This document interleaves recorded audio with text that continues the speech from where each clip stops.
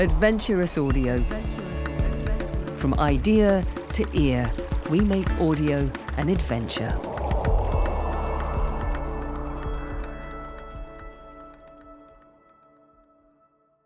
Just a word of warning, this podcast series contains graphic descriptions and content from the outset.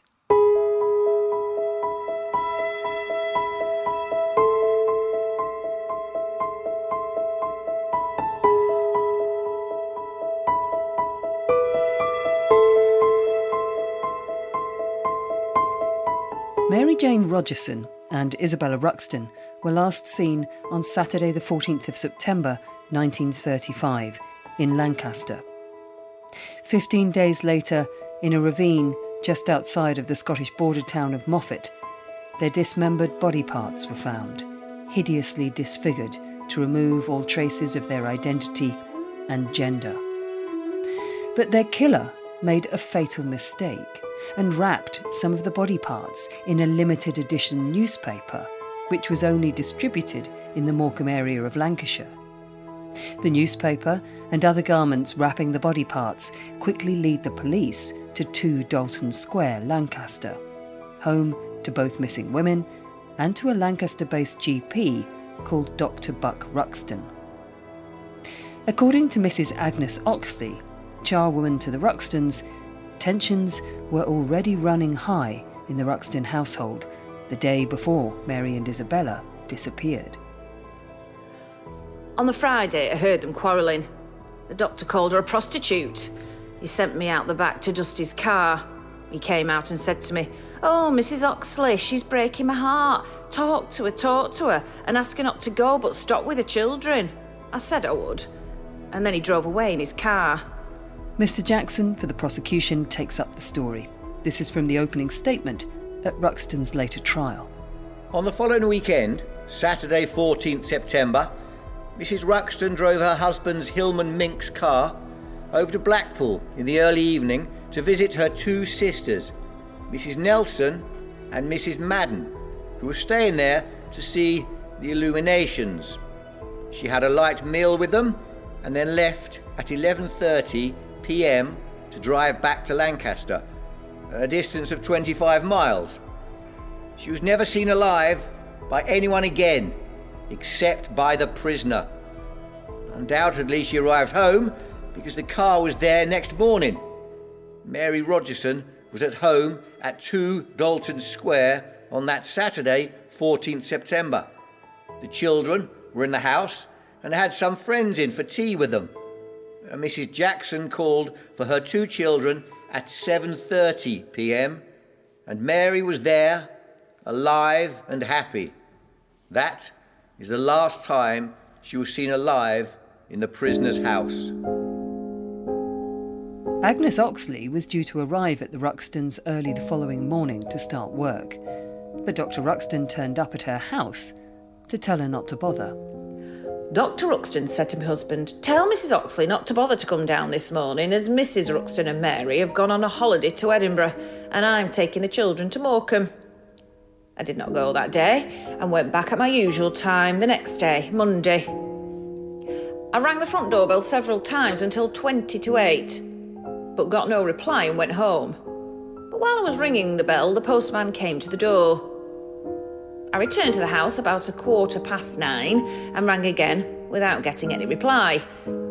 Dr. Ruxton then arrived in his car. He had no collar and tie on and had not had a shave. I think he had on a light overcoat, a brown one. I've never seen him in that condition before, as he was always very smart. His hand was bandaged. I asked him about it, and he said he'd cut it with a tin opener on the Sunday. I'd lost gallons and gallons of blood and had drunk gallons of water. When we got into the house, I made him some coffee and noticed that the stair carpets were up. So what happened between when Mary and Isabella were last seen on the Saturday and the Monday morning when Agnes Oxley next encountered Ruxton? What was the real story behind that bandaged hand? And why were the carpets up? I'm Pennie Stuart, and this is Inside Forensic Science, a case of stolen identity. Episode 5, Written in Blood. Mrs. Mary Hampshire. For 6 or 7 years I have been a patient of Dr. Ruxton. Prior to 15th September 1935, I had never done any work for him. On that date, he called at my house and asked me if I would go and help to tidy his staircase up, as he had pulled up the carpets, getting ready for the decorators coming in the morning, and owing to the fact that, as he had cut his fingers, he could not do it himself. He wanted me to help him out. I went with him in his car, and he said that he had cut his fingers very badly opening a tin of fruit. Did you ask him anything about Mrs. Ruxton? Yes, I asked him where she was, and he said she was in Blackpool. Did you ask him anything about Mary, the maid? Yes, I asked him where Mary were, and he replied that she had gone on a holiday.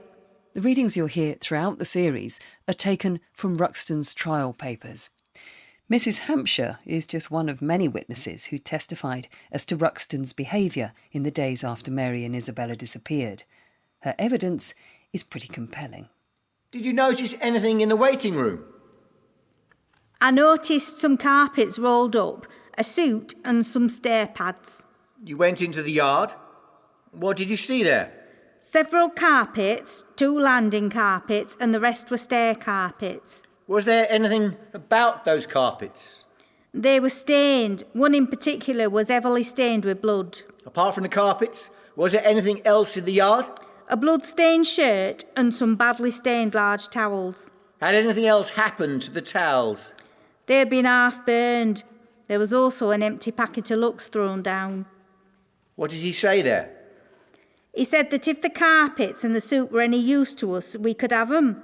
He said that the suit were badly stained and in a very bad condition, but that it was a good suit and I could have it cleaned. It was badly stained with blood. He said he had worn it that morning when he had cut his finger. He also said that I could have the carpets in the yard, but it was raining very heavily at the time and I could not take the carpets away with me, they were so wet. He then went away. Did your husband do anything to the stairs? Yes, he scrubbed the stairs. I scrubbed the bathroom floor. It were black and white linoleum. Did you notice anything about it? I noticed that blood had dripped on it and he had been roughly wiped up. I noticed that the lavatory was not very clean. On the previous day, the Sunday, did you catch your foot anywhere? Yes, on a tin of petrol that was behind the cellar door, behind the back door and in front of the cellar door. It was a red tin and was not empty. As I kicked it over and spilled it over my foot, there was no cap on it. The doctor said he had tried to burn the shirt and towels with the petrol, but they would not burn being so wet.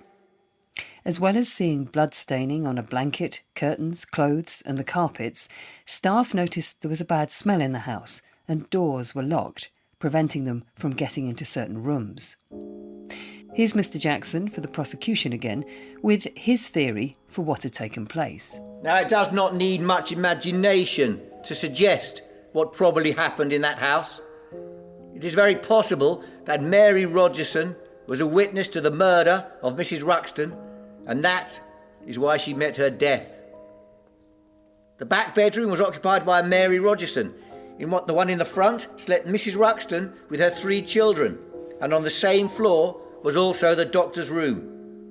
You will hear that Mrs. Ruxton had received, before her death, violent blows in the face and that she was strangled. The suggestion of the prosecution is that her death and that of the girl Mary took place outside these rooms on the landing at the top of the staircase, outside the maid's bedroom, because from that point down the staircase, right into the bathroom, there are trails of enormous quantities of blood.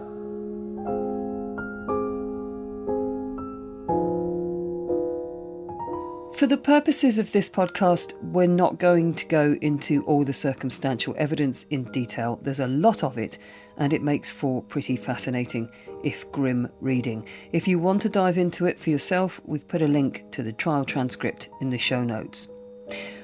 What we are going to do is focus on the forensic science from the Dalton Square house.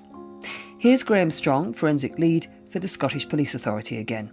Can you provide evidence? Can you back up the hypothesis that there has been an assault or a series of assaults within the house. In the absence of carpets and things, you are then looking to carry out a really detailed search within the house for blood patterns that are left in place.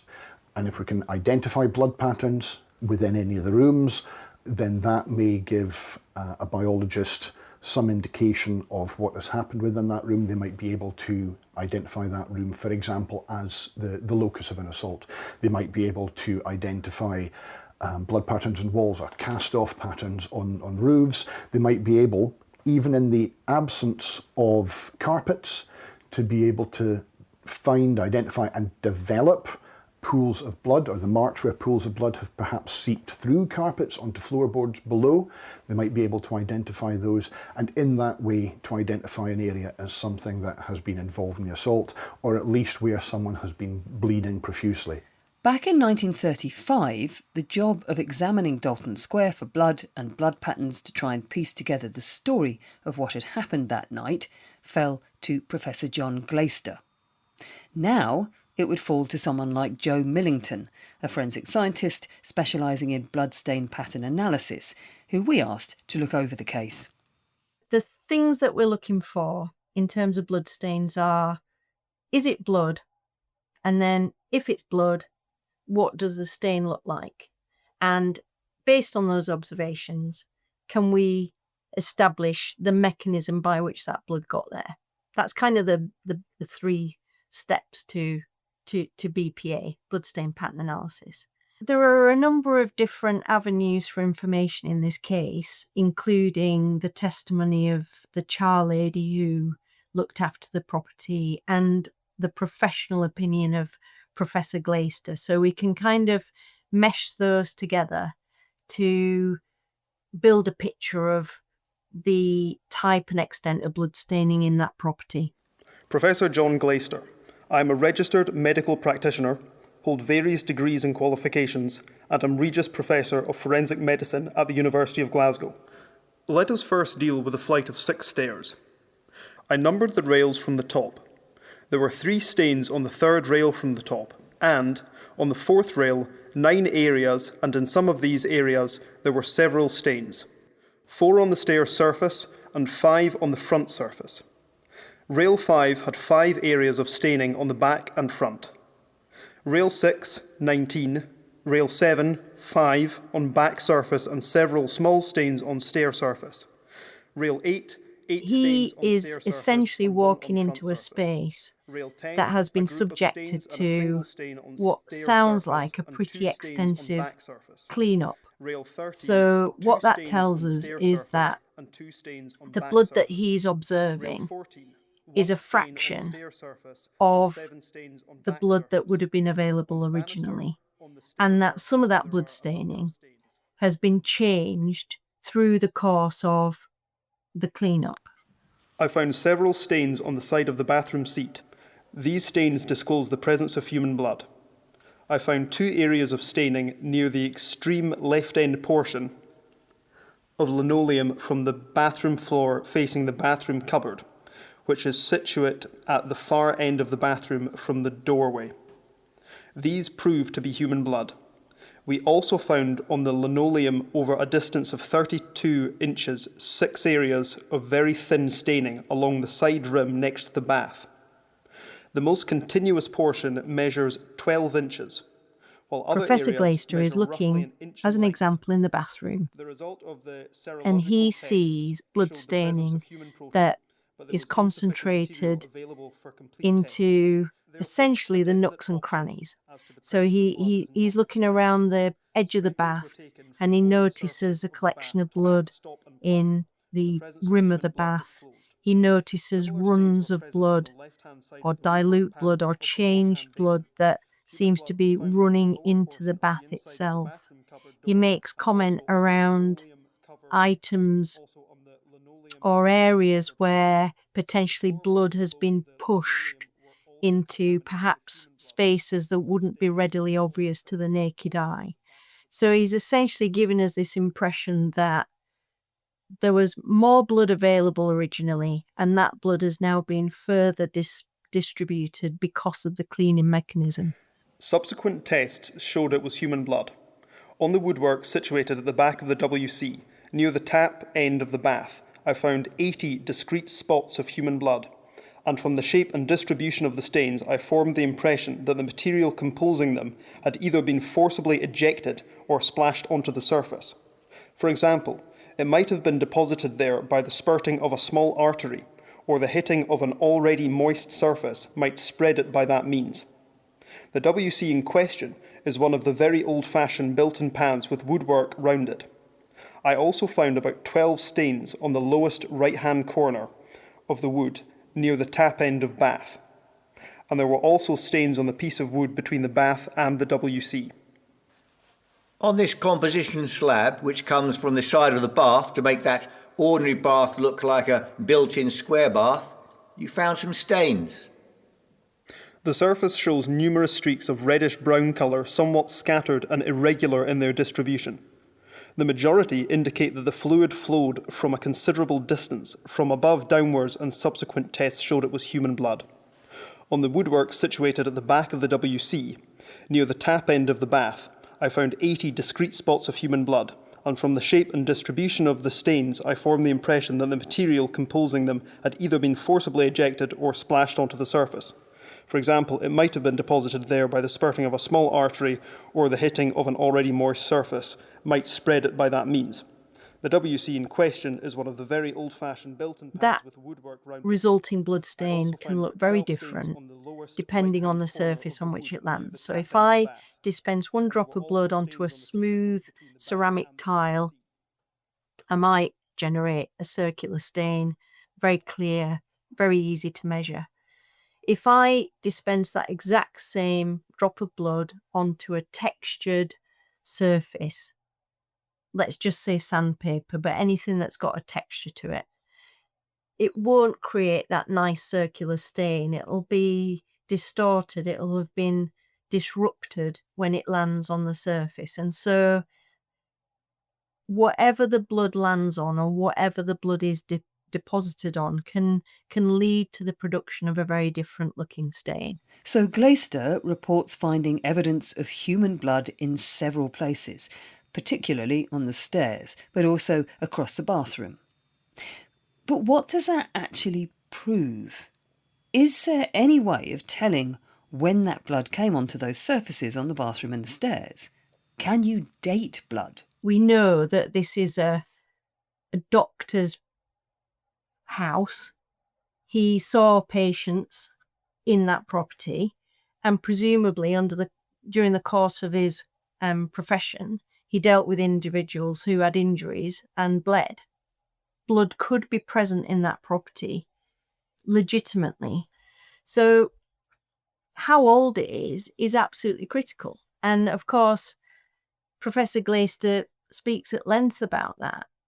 And he answers very carefully and says, to scientifically, no, we cannot establish how old that blood is. And yet, saying that, he does quite remarkably do a series of experiments that he tells us about in his testimony. Today, can you state the age accurately? All I can say is that, for example, if we take the felt pads, on removing the squares of those necessary for examination, putting them in appropriate dishes and adding the appropriate fluid for extraction, by the time the fluid put on one surface had soaked through to the other, the fluid that was coming away was rich in colour, which gave me the impression that the degree of fixation was not very great. Within wide limits, there may be some indication of the age of the stains by the degree of solubility, but that is only a very approximate method of estimation. All one can say in such a case as this is that it is unlikely that the blood is very old. So there was a lot of blood, and according to Glaister's tests, it was unlikely to be very old. But whose blood was it? I mean, obviously we have to kind of take a bit of a back look at the techniques that were available. So as an example, blood analysis was very much in the medical field. We had an understanding about blood stains. We knew how blood operated within the body. And at this time, then we were starting to develop tests that could distinguish blood from different individuals and from different animals. And at the very same time, we were starting to understand that everybody's blood had a particular makeup that was distinguishable. So you'll be familiar with the ABO blood grouping. Well, that was starting to gain traction around this period. So from that perspective, there were techniques available that were able to give us information about the source of the blood that was found. It's quite difficult because the ABO blood grouping system is not as discriminating as the tests that we might use today, such as DNA analysis. So it's not going to give us a very distinctive profile that, for want of a better word, is unique to that individual, because as we know, blood groups are inherited characteristics. So if your mum and your dad have a particular blood type, then the options available to you as their daughter or son will have limited availability. So what that means is that you can be one of a small number of blood types. And because of that, it means that many other individuals will be the same blood type. And by looking at a blood stain in a crime scene, as an example, it's not possible to say who that blood came from its features, because it doesn't have a name and address on it. And even if we test it using ABO blood grouping, it's possible that many people within that case would have the same ABO type. So it's certainly not as discriminating as the test that we might use today, but it would have been available to them to give an impression of the likely blood type of the donor of that blood stain, but it wouldn't be giving them this really unique fingerprint of the blood.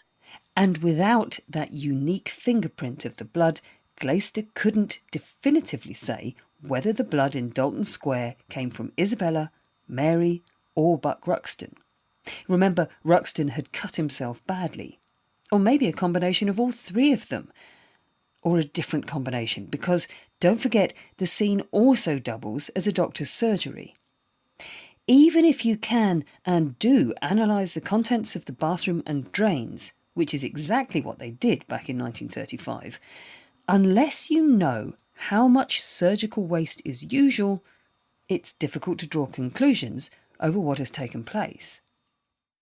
I can't imagine that there are going to be huge quantities of body tissue going down a drain in the normal course of things, even within a doctor's surgery. I think that would be quite unusual. I stand to be proven or stand to be corrected there, but that would seem a little bit strange to me. These days, we would be able to take that body matter and perhaps find DNA within that to identify where that had come from. Certainly in the past, where there's been evidence of cleanup, we would be looking to perform presumptive testing around taps, sinks, that kind of thing, to highlight where blood might be, and thereafter to target any sampling around that. What I have been involved with in the past is taking samples from U-bends under sink, or even taking samples from within washing machines. There's certainly the option to take samples such as those. Thomas Riley. I'm a works foreman employed by the Lancaster Corporation. On Monday, 14th of October, I opened all the drains and connections to gullies situate in the yard at the rear of 2 Dalton Square, and took samples of the debris from the drains situate at the bottom of the yard, from the steps leading from the back door of the house to the door of the yard into Friar's Passage. I also took samples from the gully near the step at the back door, and from the second trap at the back door, which is about 6 yards away from the first gully near the steps. It takes the roof water from the back of the roof and other purposes. These are the only 3 drains in the backyard. Sergeant Carter was present, and I handed the debris the next day to Detective Sergeant Stain. On 15th of October, I removed the waste pipe from the bath, which I also handed over. The tool that is available to us now, which is absolutely revolutionised forensic science, is DNA analysis. So all we need to do really is examine the scene, find the blood, and then take representative samples from that blood staining and subject that to DNA profiling. And that, assuming that we have the reference DNA profile of an individual, then we can match or not that DNA profile to a particular person. So in the context of this type of scene, then there would be essentially a two-pronged attack. So what we would do is, first of all, we would assess the type and features of the bloodstains that were present in order to try and establish potential mechanisms by which those were created, and then take samples from each of those patterns, subject those to DNA profiling, and now we can say, well, that pattern is in the blood that matches a particular individual, and then talk about that blood in the context of activities that might be affiliated with that person. So it's kind of more of a holistic approach to blood evaluation. The blood analysis part of this story really brings home just how much DNA changed the entire landscape of crime investigation. Here we have a situation in 1935 where two women have gone missing, and some really quite extraordinary pioneering science has helped give them their identity back, even after their murderer went to such lengths to strip them of who they were. But now, even though the house where they lived was clearly awash with blood, there's no way of definitively saying it was their blood. The blood analysis alone doesn't prove Buck Ruxton murdered, then dismembered Isabella and Mary in the house in Dalton Square.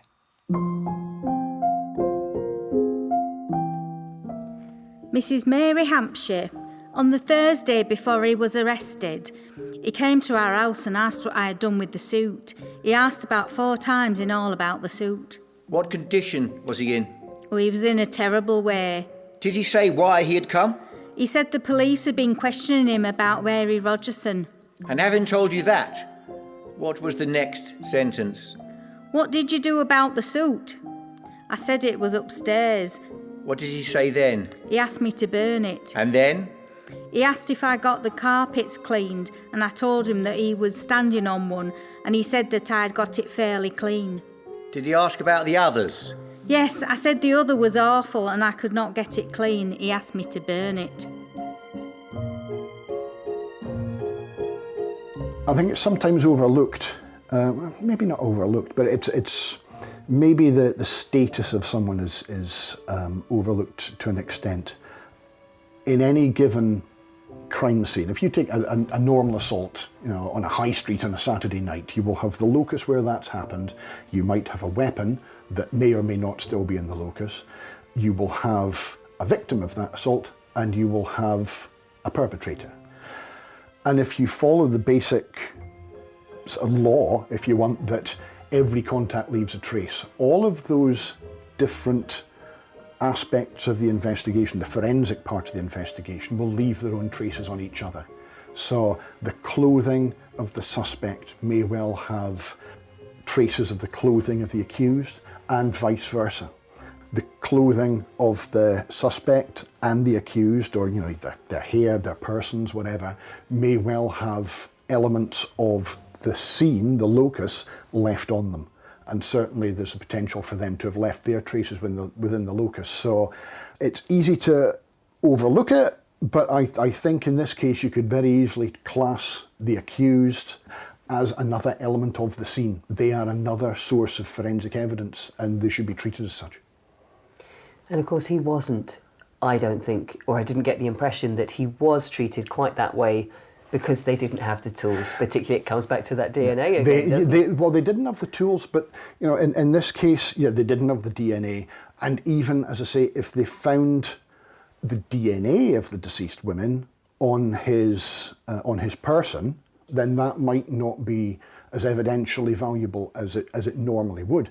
However, if you start to find blood of the deceased woman on his clothing, on his suit, on whatever he was wearing at the time of the murder or the dismemberment, then I think that's going to be really good evidence linking him back to that. They still wouldn't have been able to identify whose blood that was because they didn't have that ability, they didn't have the DNA. But the fact that you now have blood patterns perhaps on clothing that could be interpreted, that's going to be really important. And in today's way of doing things, we would be taking clothing from the accused, hopefully that they haven't been washed, and we would be looking to subject them to a number of tests. Buck Ruxton was clearly aware that his suit and other clothes presented a problem, which is why he attempted to burn them. So just how effective is destroying evidence through burning? It depends on the thing, and it depends on how it has been burnt. So what specifically has been done to it. Niamh McDade, Director of the Leverhulme Research Centre for Forensic Science at the University of Dundee. A lot of people consider that if you burn something, you're going to remove all of the traces of forensic evidence that might be there. And in some cases, indeed in many cases, that will be true.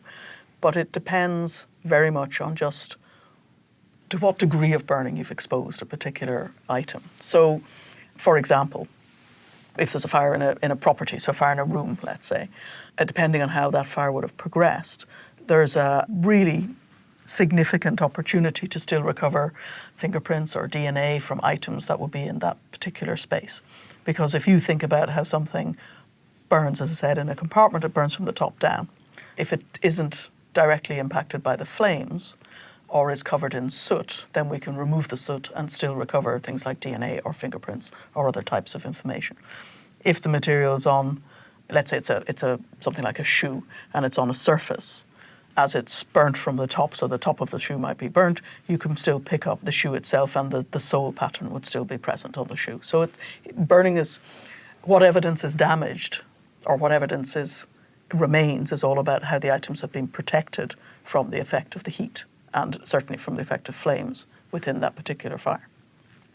So interestingly, in this case, it was carpets, but also some clothing, but there was clearly enough remaining for it to be identifiable as burnt carpets and burnt clothing. So it sounds like, depending on how it burnt, there may well have still been evidence of blood and things on there. It's possible. Absolutely. If, for example, you have a jumper that's got blood staining on it or a garment of clothing that's got blood staining on it, if you crumple it up into a heap and set fire to it, and then it is extinguished at some point in the future, so it doesn't burn completely to ash, then as you unfurl it, anything that is protected by the fact that it was in a heap could still be viable evidence. So it's certainly true that you'll recover evidence from items like that. You'll get evidence from the areas that are protected from the heat and from the flame. And it's certainly viable that that's a possibility.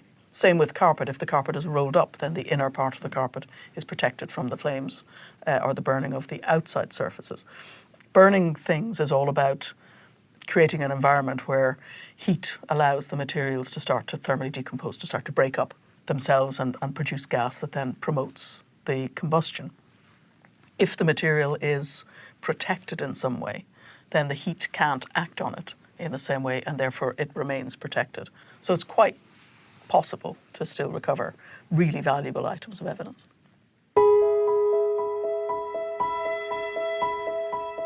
While the burnt items in the Dalton Square yard couldn't give up any DNA evidence in 1935, the very fact of their having been burnt was indicative of a clear-up. And that, in and of itself, was surely significant. But have the investigative team got enough evidence to convict Dr. Buck Ruxton of the murder of Mary and Isabella? Will the combination of groundbreaking science and circumstantial evidence cut through with the judge and jury? It's the sort of case that at the beginning you would look at it and think, goodness, how are we going to build a case here? But we have to work out, what do we actually establish here? And in those days, the key thing was establishing the identity, and that was not a given. So will Buck Ruxton be found guilty? We'll find out in the concluding episode.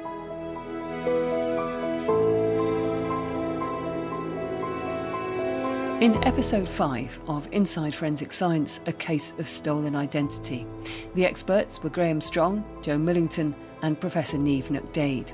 The actors were Ali Elam, Jake Lee, Sam Young, Neil Wallace and James Hitchmo. Inside Forensic Science is written and narrated by me, Pennie Stuart. The story consultants and researchers are Heather Duran and Clara Morris. The series is mixed by Steve Bull. Inside Forensic Science is an Adventurous audio production for the Leverhulme Research Centre for Forensic Science at the University of Dundee and is funded by the Leverhulme Trust.